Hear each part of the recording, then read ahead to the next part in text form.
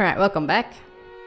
The dining room, which looked exactly like you'd imagine a rich person's dining room to be, had a super long table that was obviously positioned with no purpose other than to make the guests conscious of their rank. Oh, lovely. Our parents were already sitting in accordance with that ordering. "You're late, brats. Hurry up and take a seat."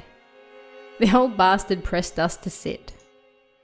The only gaps in that group of people were the spots we were supposed to sit, which only made us feel our tardiness all the more.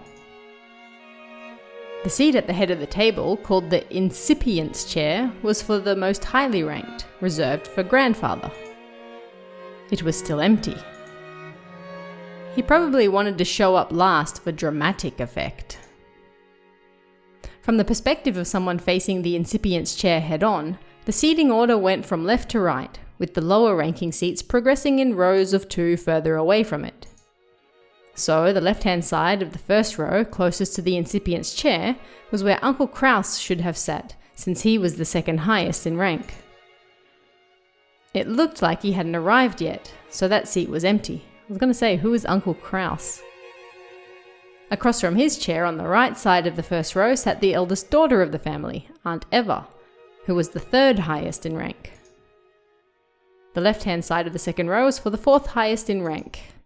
There sat my damned dad, Rudolph, the third of the siblings. Across from him on the right side of the second row sat Aunt Rosa, the youngest sibling. At this point you might expect their husbands and wives to come next. But nope, the left-hand seat in the third row, rank number 6, belonged to Jessica. God, we're going to need a bloody chart to keep up with all this. Opposite her was George Aniki. I sat next to Jessica. And Maria sat across from me. Then, finally, next to me on the left-hand side of the fifth row sat Aunt Natsuhi, the 10th highest in rank. Opposite her was Uncle Hideyoshi. Wait, why is she so low ranked? Next to Aunt Natsuhi in the 6th row and the final seat. Oh, okay, so Natsuhi's married to Kraus then? That would make sense. Okay, I get it. And the final seat on the left-hand side sat Kirie-san. The seat opposite to Kirie-san was empty, even though silverware had been set there and everything. According to this ranking system, that spot was where Aunt Rosa's husband should be sitting. Even though he wasn't supposed to be coming, his place was made up. Normally, ranking systems of this sort give spouses equal positions as their partners, but the Ushiromiya family system was unique. Maybe it's a remnant of male chauvinism. If you start with the assumption that a woman's womb is just something to be borrowed, then then the children of direct descent would come first, directly followed by the grandchildren. How lovely. In other words, spouses have no blood ties and are therefore placed at the end of the line. It's terrible, but by this system, my grandmother would be ranked even lower than me if she was still alive. What? Why? In their youth, they obey their father. After they get married, their husband. After aging, their children. Oh, okay, I'm following. There's the old saying, women have no home in any realm. Long ago, when I was still incapable of figuring all this out, I'd thought it was so great that we could all chat in our little groups. Adult siblings with adult siblings and cousins with cousins. However, now that I can re-examine the seating order after growing up a bit, it stirs up some very complicated feelings in me. Aunt Natsuhi, who was married to the eldest son and was the de facto number 2 in managing this family, sat to my right, which meant that she was 2 steps lower than me in the ranking order. It was hard to imagine what might be going on inside her heart. Probably lots of stabbing. That's why I made a small apologetic gesture towards her before sitting down. "How nice to see you, Battler-kun. You've grown quite tall, haven't you?" "Oh, yep. 6 long years of eating well, sampling various cuisines, and deriving sustenance from Mother Earth's bountiful gifts. Who on earth speaks like that? Hard work, but I pulled through." "Growing just like a boy, I see. How tall are you now?" "I guess about 180 centimeters. But Aunt Natsuhi, that's where you're supposed to say, 'Heck, sounds like all you did was eat.'" "Huh?" Oh, giggle. I'm sorry. After a short pause, she did laugh with me, but it seemed she couldn't quite figure out what she was supposed to be laughing at. Yeah, no, me neither. This woman is Aunt Natsuhi. We're like several episodes in now, and they're only just giving us her official name. She's the wife of the eldest son of the family, meaning she's my father's older brother's wife. Yeah, I figured that.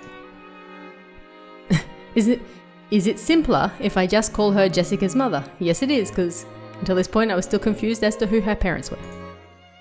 It feels bad to say it like this, but while I didn't exactly dislike her, I didn't particularly like her either. She was there. She hardly ever spoke with us kids, and all my memories of her involve her talking to the adults about complicated things with a scary look on her face. In fact, since we hardly ever exchanged words, I spent a long time trying to figure out how I should approach her, though my efforts seem to have ended in failure. Should have tried harder.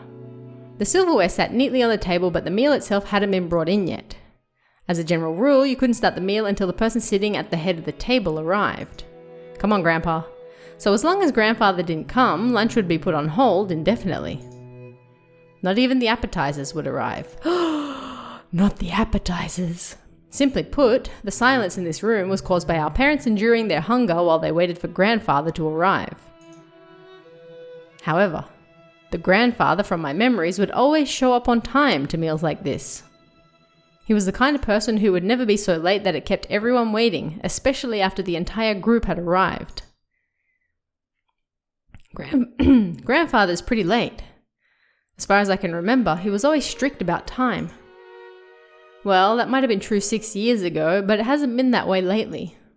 In fact, he's off in his own little world so often that he doesn't even show up at family meals. Are we going to have to go hungry? Still, I figured he'd at least come down today.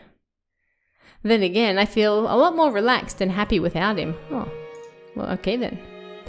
Jessica! When her mother scolded her, Jessica stuck her tongue out and looked away. No way around it. Might as well wait until our host arrives. When I glanced at the clock, I saw that it was almost 12:20.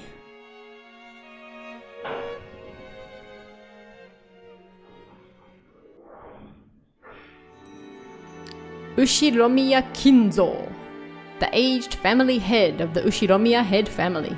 Kinzo, that's a cool name. I like that. This man could be seen in his study. The clock had already passed noon, but he didn't even attempt to rise from his seat.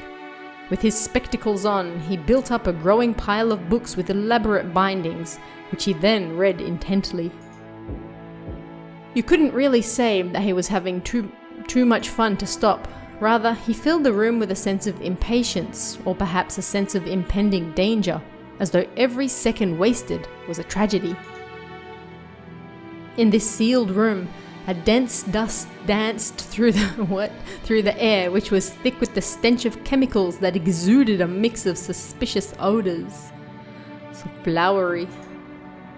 Those odors were somehow sweet and heavy. If anyone with a normal nose came in here, the first thing they would do would be to open a window and ventilate this room. The knocking against the study door had been going on for a while. A voice calling, "Father," sometimes mingled with the knocks. As Kinzo heaved a deep sigh, he snapped shut the old book in his hands and slammed it on the table. Then he yelled at Kraus, who was still knocking on the door. "Silence! Enough with that racket, you fool! Who told you the door would be opened if you but knocked?" What? "I'll crucify the imbecile! Do you wish to suffer the same fate?" Oh, he's an angry old man. "Father, this is the day of the family conference, which happens only once a year, is it not? Everyone's gathered down below. Please come out." Kraus called out to his father through the door. Kinzo always shut himself up in the study, hating it when nearly anyone, even his family, entered the room. I feel that. For that reason, Kraus had no choice but to call him from the corridor. Okay, I clicked too soon. "Oh, molest me not! Just who is this everyone of which you speak? Do you mean the fools trying to drag me out of here? Then kill them all! Tear them apart! Use their bodies for firewood and feed them into the witch's hearth. I like this man. He's very dramatic. Put a pot in that hearth to boil the wormwood. Force the imbeciles who dare try to lure me out of here to drink the broth of the apocalypse. Oh, he's so dramatic.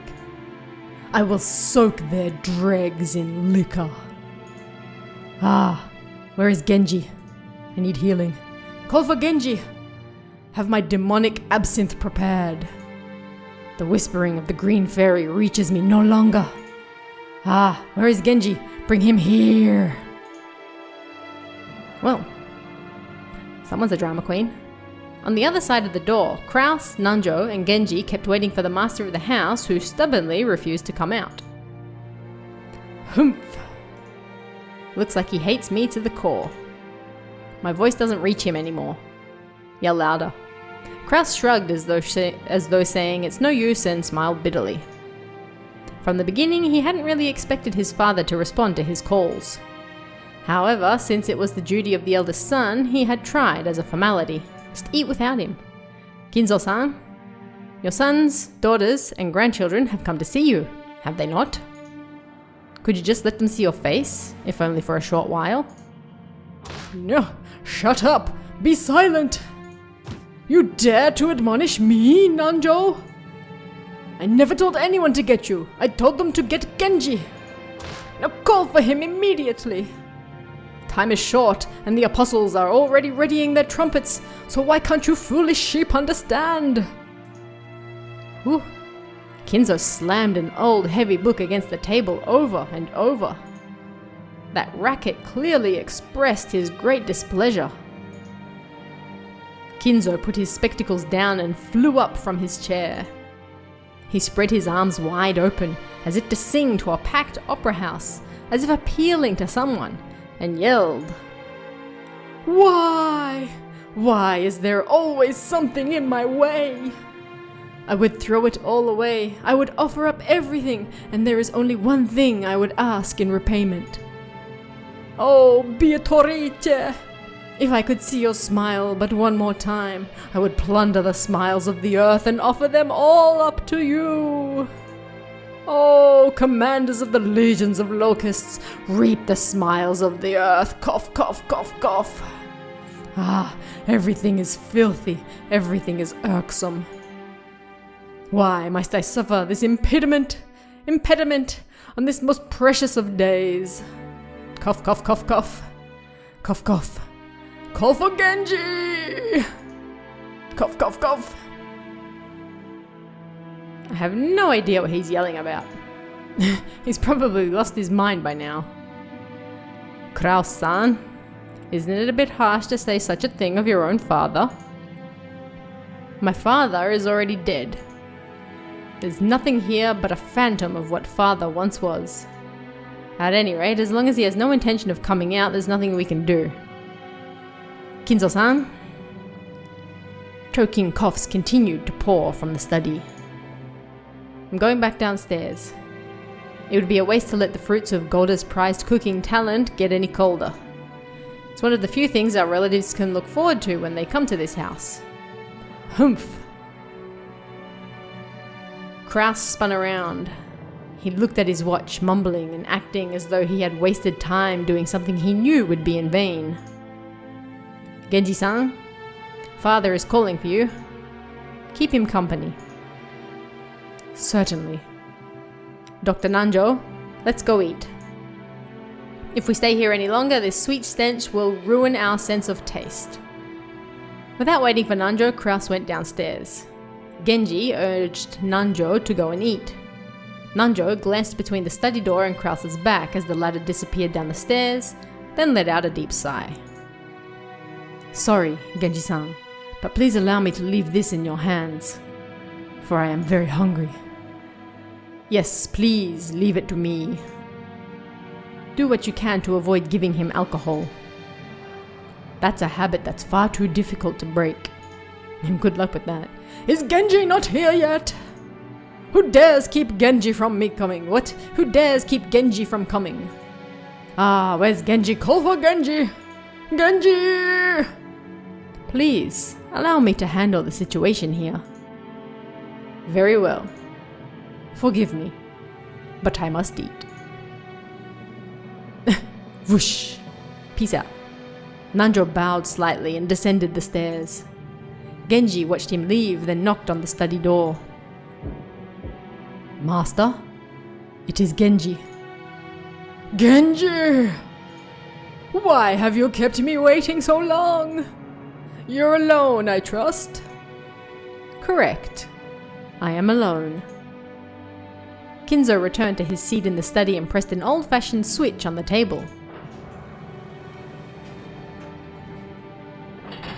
After a small delay, the heavy sound of the door unlocking could be heard. Kinzo was convinced that his family wanted to make a mess of his study. Or perhaps someone had once opened the window for some air and ended up scattering things that, to him, were important research materials, leaving him in a terrible mood. Kinzo had outfitted his room with a formidable lock, preventing anyone from entering without his permission and thereby sealing himself in a jail of his own making. Genji, whom he trusted the most, was relatively free to enter the room, but even that didn't always hold. If Kinzo was in a bad mood, even Genji wouldn't be allowed to enter. Anyone else would be limited to holding a conversation through the door, unable even to see Kinzo's face.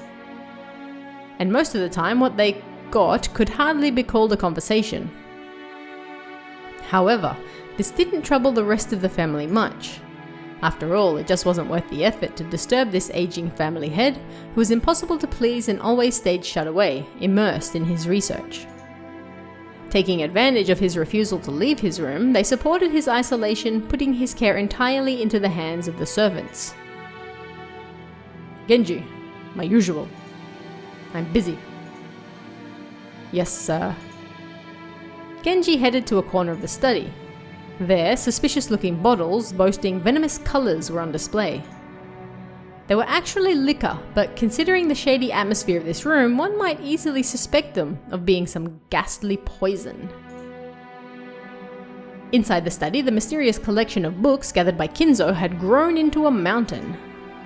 They were bizarre, ancient, or banned books, all of them either forbidden, cursed, or sealed. That sounds like a library I want to visit. But if he tried to call them old books, Kinzo would fly into a rage and say, "Call them grimoires!" There were also many mysterious objects that presumably held some meaning with regards to black magic, like candles suspiciously melted and moulded into strange shapes. The constellations drawn on a certain celestial globe contained quite a few shapes that would draw puzzled looks from anyone familiar with today's night sky. The carelessly strewn about books contained many illustrations, all of them all of them of a religious or mysterious nature, including some depicting demonically grotesque subjects or bizarre diagrams of various magic circles. And above all, a sweet poisonous smell filled the room, profoundly assaulting the eyes and noses of those who entered for the first time. Eventually, it must surely make a person go numb and lose their grip on reality. Inside that study, Genji prepared Kinzo's usual drink with a well-trained hand. No one would even think of drinking such an ominous dark green liquid in that complex and ornate glass, unless someone first told them it was alcohol. He poured a little into the glass, then he placed a cube of sugar in a strangely shaped spoon and poured water from a pitcher over it.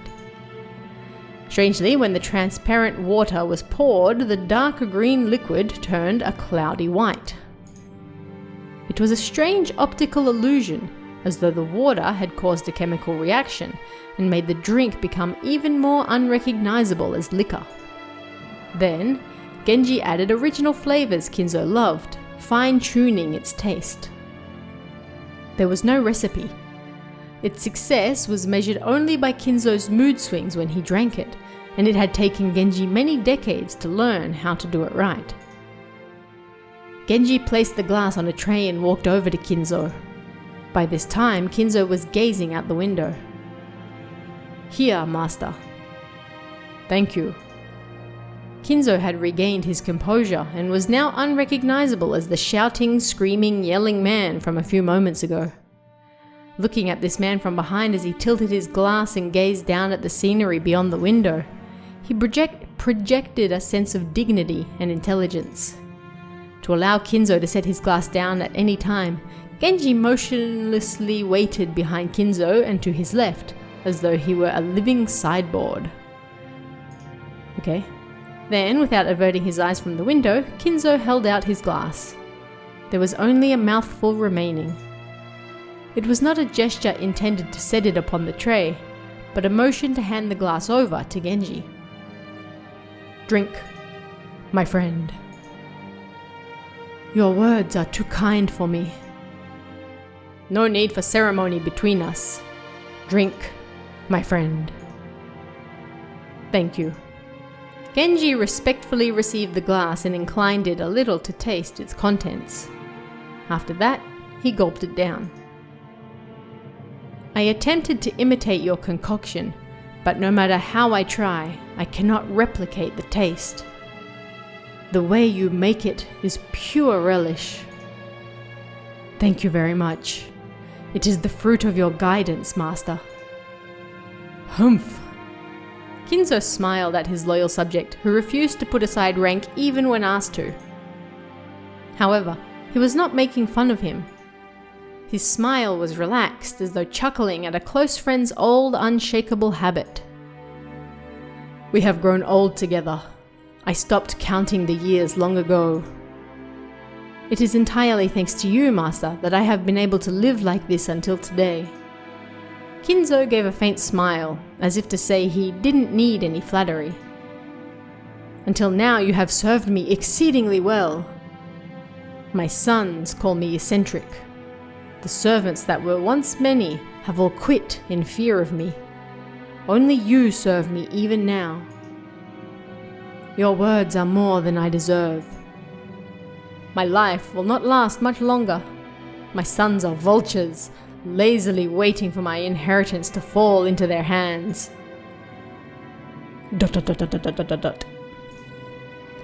"Kraus is a fool who squanders money like water, who throws away 2 gold coins to obtain 1. And then he has the gall to claim that he's earned money? Eva is a slave to money, who thinks of me as a mere chicken." What? "When I die, she plans to use my bones to make a broth. That dunce Rudolph just wants to fool around with women. Rosa bore the baby of a man who came from nowhere, and about whom we know nothing. Oh. Jessica is incompetent and uneducated. To be fair, she's like 18. George has none of what it takes to be a man. Oh, shots fired. Battler is a fool who threw away the honor of the Ushiromiya family. Can't argue with that one. And Maria is obscene to the eye. Oh. To be fair, she's like 10. Why is the Ushiromiya blood so incompetent? Perhaps you should look deep within yourself. Is there no one worthy to inherit the glory I built? Ah, of course, I know. This is part of Beatrice's curse. I know it. Ha, you golden witch. Are you trying to take revenge against me in this way? If you want to hate me, then do so. If you want to run away, then run. I won't let you go. I won't let you go. Won't let you go, won't let you go. You belong to me. You must always be in my arms. For all my life. You must stay in my birdcage for all eternity, whispering only to me. This is clearly a healthy relationship. Beatrice, why won't you smile back at me? Maybe because you want to keep her in a birdcage? Oh, Beatrice. Oh. After howling, Kinzo choked once again. Yeah, no shit. Genji set the tray and glass down and rubbed his master's back. Genji's facial expression did not change. It was always like this. Cough. Thank you, my friend. ... When his seemingly deranged fit subsided, Kinzo regained his composure once again. It was like seeing two different people, a wild Kinzo and a composed Kinzo, living together inside one body. And so, I have decided.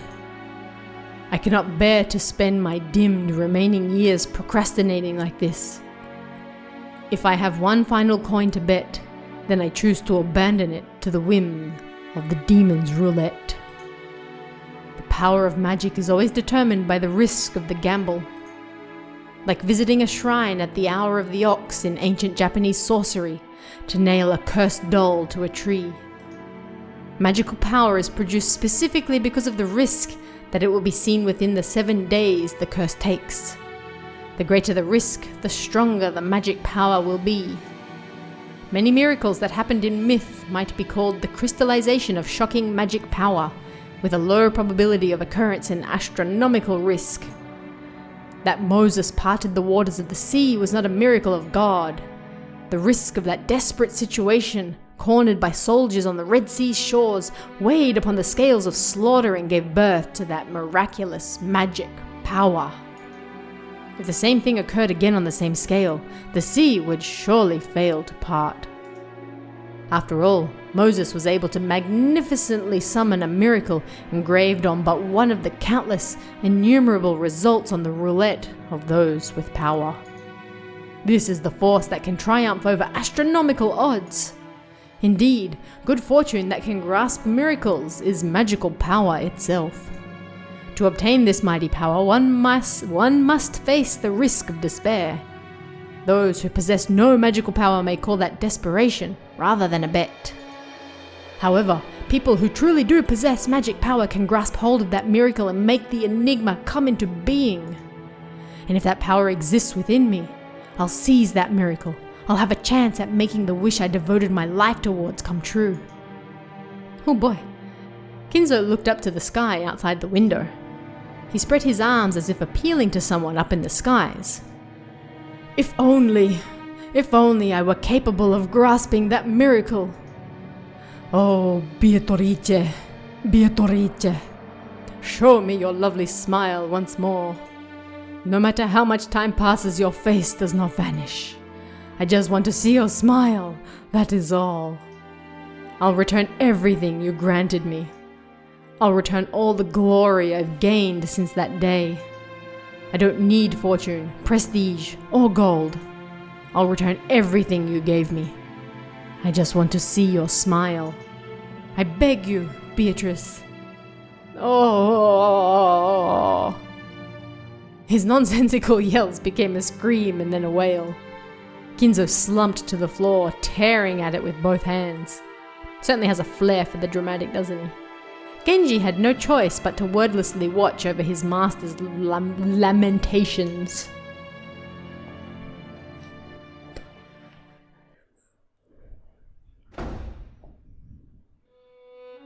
Alright, that seems like a good place to end this episode. We'll see what's going on down at lunch in the next one. See ya.